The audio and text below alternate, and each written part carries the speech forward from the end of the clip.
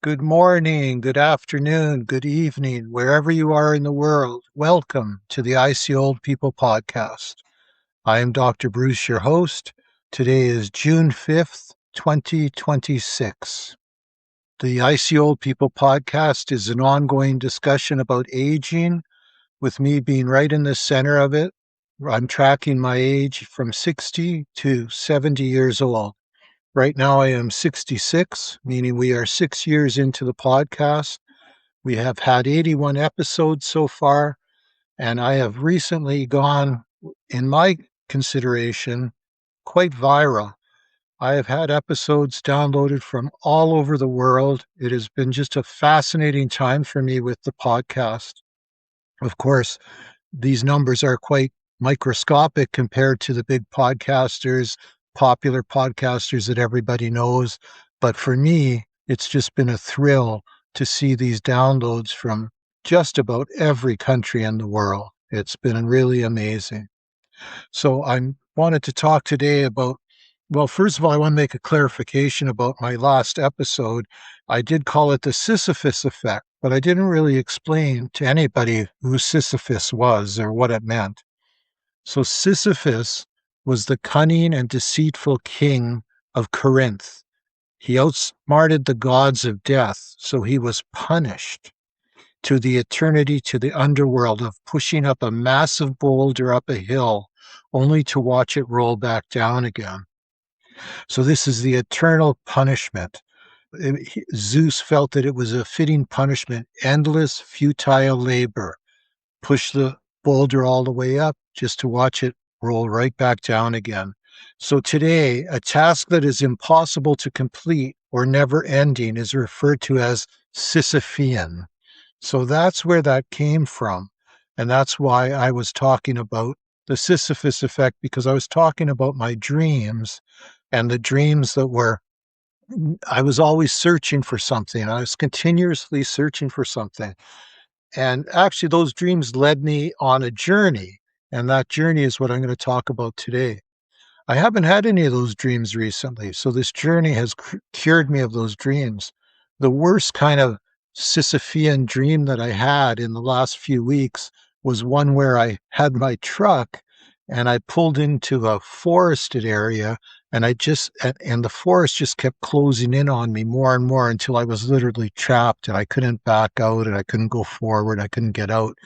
So it isn't the same as these other dreams where I'm looking for something, I'm trying to get somewhere, and I'm just have roadblock after roadblock. So it's quite a bit different, but that was the only weird dream I've had in a while. So what I had mentioned to everybody before was that I was going to do something different. And what I did was very, very different for me. Okay. First of all, I have to give you some background. When you're 66 years old, and I've been married for 42 years to the same wonderful woman, at 66, you start as a man, you really start to depend on your wife to make a lot of decisions for you. She tends to make the decisions about what we do socially. She makes the decisions about, say, what bands we go to watch or what plays we go to watch. And as well as travel, when we travel, she makes all the arrangements. She books the plane tickets, she books the hotel or the Airbnb. And I just really sit back and I don't do anything, I mean, certainly she brings me options, we can go here, we can go there, we can do this, we can do that. Do you want an early flight? Do you want a late flight? So I have some decisions that I can make in the process, but she really controls the process. So I decided what I needed to do to kind of break myself out of this Sisyphean life that I felt I was leading was to do something just for me. And I decided to take a trip. And that trip I planned completely by myself. I decided where I was going to go. I booked the arrangements for accommodations, the destinations that I went to, and I did this all on my own without speaking to her about it. And she was in complete agreement. She said I needed a break from my routine, and that's what I did. I went ahead and planned this trip. So what I did was I traveled in the last 2 weeks, 2 weeks and 2 days. In the last 2 weeks and 2 days, I had traveled 6,300 kilometers, or almost 4,000 miles. Okay, for my American listeners, 4,000 miles. I did a complete circle trip tour around the Great Lakes. So I started in Norfolk County, Ontario, beautiful Norfolk County, Ontario, on southern Ontario on the north shore of Lake Erie. I went to Lansing, Michigan. Well, I also made sure that I only drove about 5 or 6 hours each day. And that way I made sure that I didn't overstress my back or overstress myself. And what I did was camped along the way. And I really loved camping. It's funny because when I was younger, and I had young children, we used to go camping, and it was a very difficult affair for me. I was very stressed out all the time. It's not to say that I didn't enjoy it. I did enjoy it. I enjoyed being with my children. I enjoyed being on the beach, and I enjoyed swimming in the lake and all of those things. But there was an edge to it that I just couldn't really understand. I couldn't understand then, but I understand now because I kind of have a little bit of OCD and I like things in their place and I like order. So I really enjoyed setting up my campsite, putting everything where it needed to be, getting my grill ready, getting my cast iron pan ready, my cleaning supplies, all of my clothing, my tent, everything. I enjoyed setting it up and I enjoyed breaking it down. And as I broke it down, everything went in its place. So I got a lot of satisfaction from doing that. And I really enjoyed it. So I camped along the way. And what I did was, okay, first of all, I left Norfolk County, I went east. So I went south. I went along the north shore of Lake Erie and then I cut across at Windsor and Detroit into the States, into Michigan. And I went to Lansing, Michigan. And Lansing, Michigan, I camped at a campsite there. Lansing, Michigan is a very nice city. It's where Michigan State University is. The University Michigan State Spartans are there. It's the capital of Michigan, so they have a beautiful Capitol building. And I went and toured the Capitol building. It was still quite cold when I left. It was spring, but it was a cold spring this year. So it was quite cool camping, but I was prepared. I had a lot of clothing and I had a big quilt that my wife gave me, big warm quilt that really helped. And I'm so glad I had it. The first night I did make a mistake, though. I camped with only a very small cushion, like 1 inch thick. And my back was killing me when I got up the next day. So the very first thing I did was in Lansing, Michigan, is I went to a Target and I bought an airbed. So I bought a queen size airbed, 18 inches tall, queen size, and I slept on that airbed after that, and I was so glad I did that. It was the first thing I did on on the morning after I woke up from that terrible sleep, my first night camping. I don't know what I thought that I could go and sleep on a little 1 inch cushion. I mean, there's just no way. The airbed was wonderful. So I toured Lansing, and then I went to Milton, Wisconsin, and Milton, Wisconsin is just on the other side of Chicago. So I drove through Chicago. I've never been to Chicago, but I drove through it. What a landscape! What a cityscape it has. When I think about Gotham City and Batman, I mean, and it was very dark. The whole city is the skyline is dark. It's very dense. Toronto has a big skyline, but Chicago's has got to be 5 times wider. It's amazingly big city.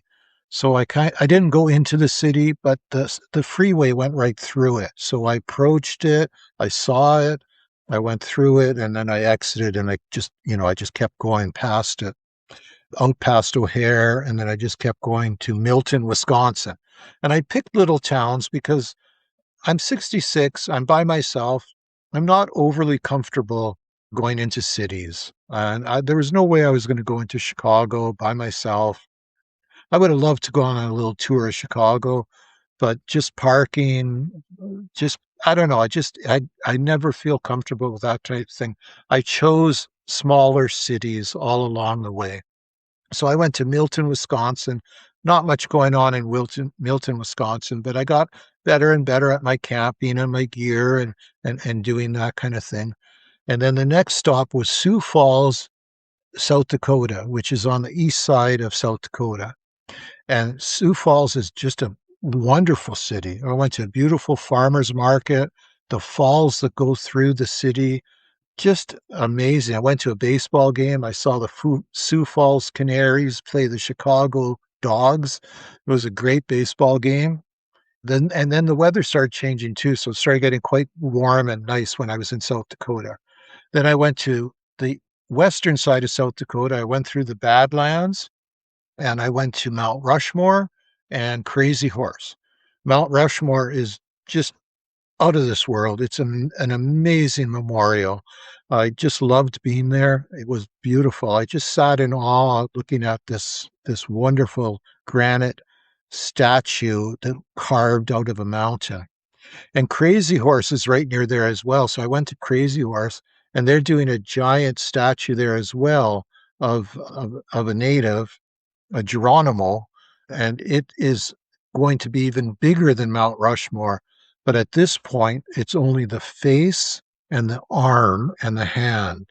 But when it's finished, there's going to be hair behind the face. There's going to be his body, and he's going to be on a horse. And you can see the outline of it on the mountain, but they've got a lot of work to do. I can guarantee the Crazy Horse will not be finished in my lifetime. It's just got so much more work to do. But I mean, what a project. And you didn't have to pay to go to Mount Rushmore. It was free. But to go to Crazy Horse, I had to pay $12. So, and that $12 was money well spent because I went in, and although Crazy Horse, the monument, is still got a long way to go, the interpretive center that was there is just out of this world. I just loved it. I was there for 4 hours. I was watching films. I was looking at native art. There was performances, live performances. Excuse me, I just have to have a sip of water. My voice is a bit raspy, and I'm not really sure why.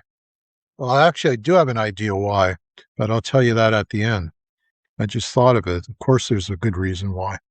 So then I went I went and toured around Mount Rushmore. I went to all those really cool little towns around there, like Keystone, Hill City, Deadwood, and Custer, and they're all really like 1880 motif buildings. They're really like set. The history the history of the Old West is alive and well in those little towns in South Dakota. So from South Dakota, then I headed north. I went through North Dakota, went to Bismarck. Bismarck, North Dakota was probably my least favorite city. I don't know what it was. I just had a vibe that I didn't like. I can't really put my finger on it. I was just there overnight. I just stayed in a hotel. I was finished camping after I left Mount Rushmore.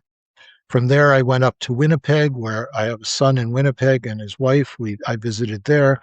And then I went to Thunder Bay, which is on the North Shore of Lake Superior, where I have a brother, and I visited there. And then I followed the North Shore of Lake Superior, which is just an incredible drive. If you've never driven around Canada, drive the North Shore of Lake Superior. The beautiful mountains, the vistas, the views of the lake and the bays. Lake Superior is an inland sea. It is so big, it's hard to call it a lake. But Lake Superior is an amazing, amazing geographical feature. It's just incredible. And it was a bright, sunny day. Then I went out to Sault Ste. Marie. From Sault Ste. Marie, I cut south and then ended up back in Norfolk County. And one of the things going through Michigan again, because I cut through from Sault Ste. Marie down to Sarnia, was going over the Mighty Mac, the Mackinac Bridge. The Mackinac Bridge is an architectural wonder. It spans over where Lake Michigan and Lake Huron meet. It's a very, very long suspension bridge. And I love going over the Mackinac Bridge. It's an incredible bridge. And then I got home. 4,000 miles later, I ended up back in the same spot that I started.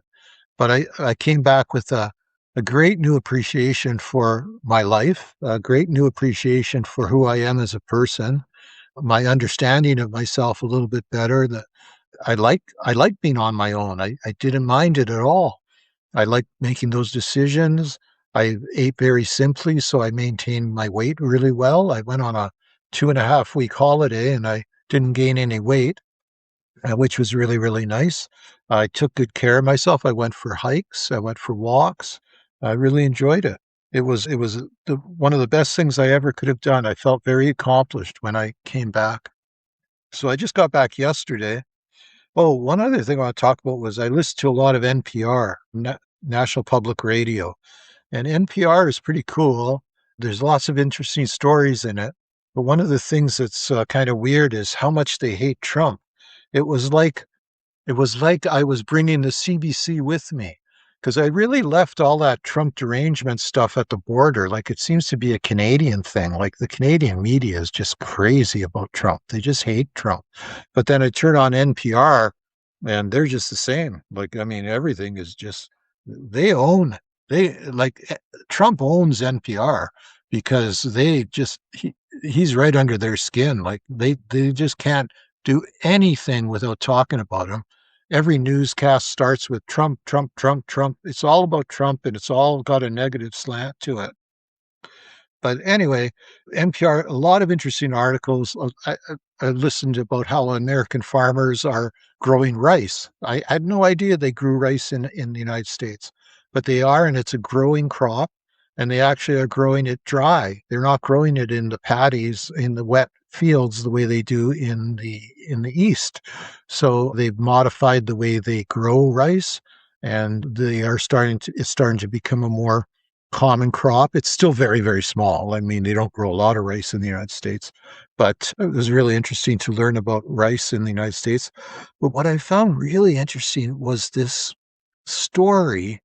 It's about a rat guy. I got to find his name here. Wafa.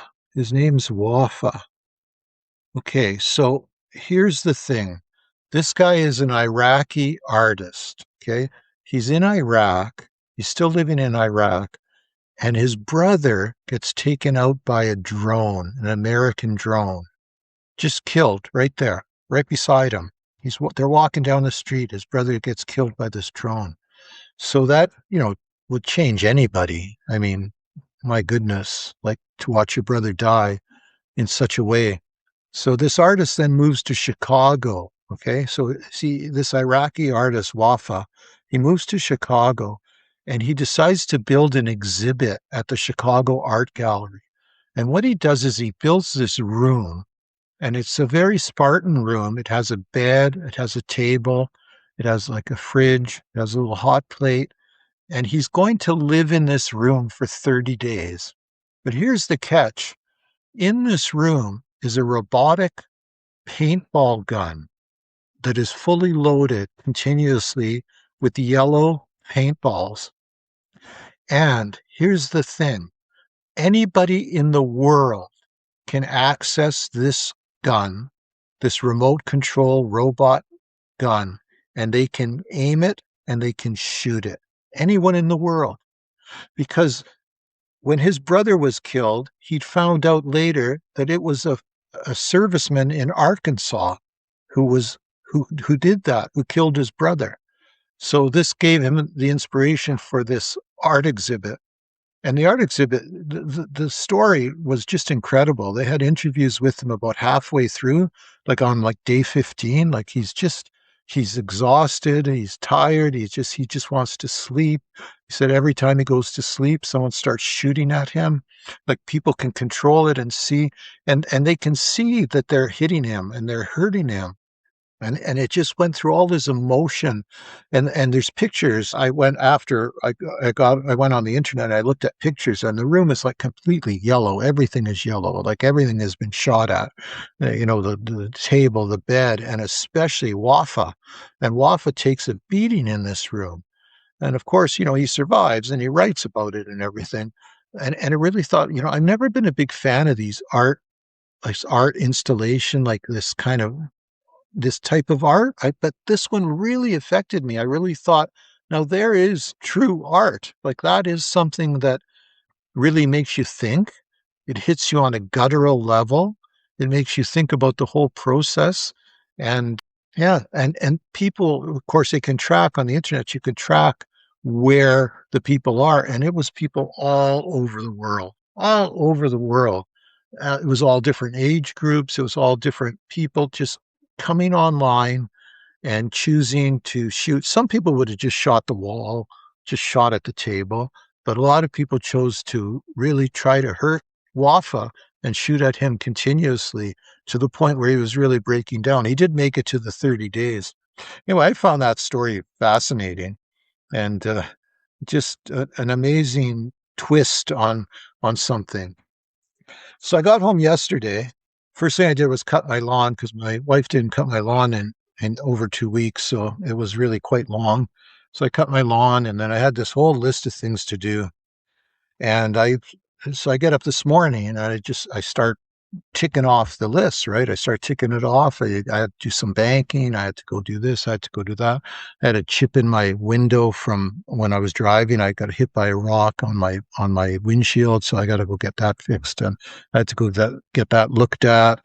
Just a lot of little things, right? And one of the things I had to do was I wanted to get rid of some of the weeds in my patio stones. All of I have patio stones, which are like 2 foot by 2 foot squares of concrete. And then there's cracks between them, unfortunately. And between those cracks, weeds grow up. So there were weeds like all over the place. Like, so what I did in the afternoon was I took out my torch. I have a torch that connects to a propane cylinder and I torched them. So you kill the weeds with high heat. And because it's really hard for me, for my back to bend down and pick weeds out continuously, and it would take 2, 3 hours. And I beat my back up enough on this trip. I didn't need to be doing that. So I get the torch, start torching it, do the whole backyard. And then I decide, oh, I got to get my camping gear out of my truck, start putting it away, that kind of thing. So I go to the front of my yard and I start taking out my camping gear. And, I'm working there for about, I don't know, 4 or 5 minutes, 5 minutes. And all of a sudden a neighbor is running towards me. A neighbor from the left, the street that's to the left of my house starts running towards me. And then there's a neighbor running to me from the street that's to the right of my house. So two of them are running to me at the same time. And I'm on my truck bed and I look over and I say, what's up? And they're yelling and they start screaming as soon as they see that I have my attention. Your fence is on fire. Your fence is on fire. Oh my God, I jumped off the truck bed. I ran to my backyard. Not only my fence was on fire, my fence was engulfed in flame. It was straight up. It was straight up. There was at least 5 feet of full red flame above the fence. There's a privacy screen above the fence that's made of plastic that was completely melted.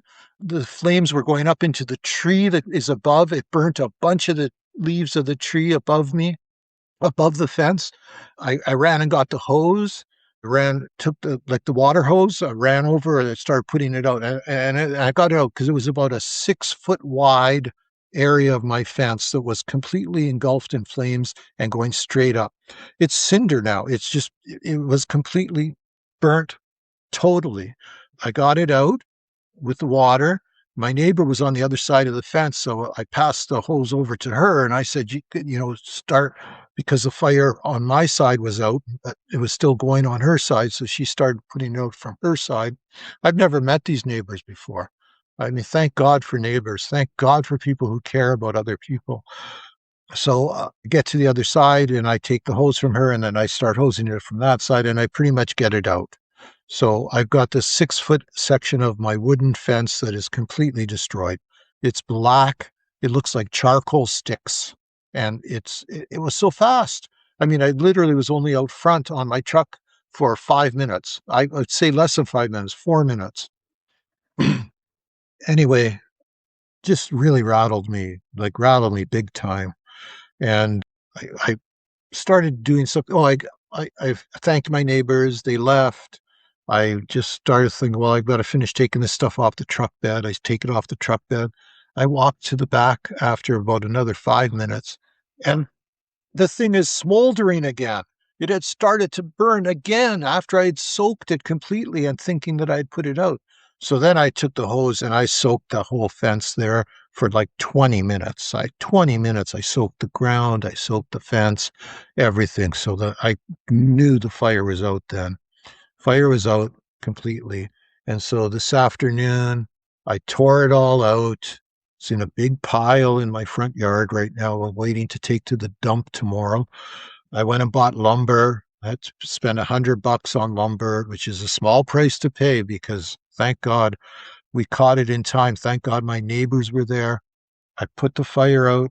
I repaired it already. I took all the dead wood out and cut it all out, and I put new 2x4s and I put new fence boards up and repaired it, and it looks fine. It looks good. It's like the fire never happened except for the pile of burnt wood that's in my driveway right now.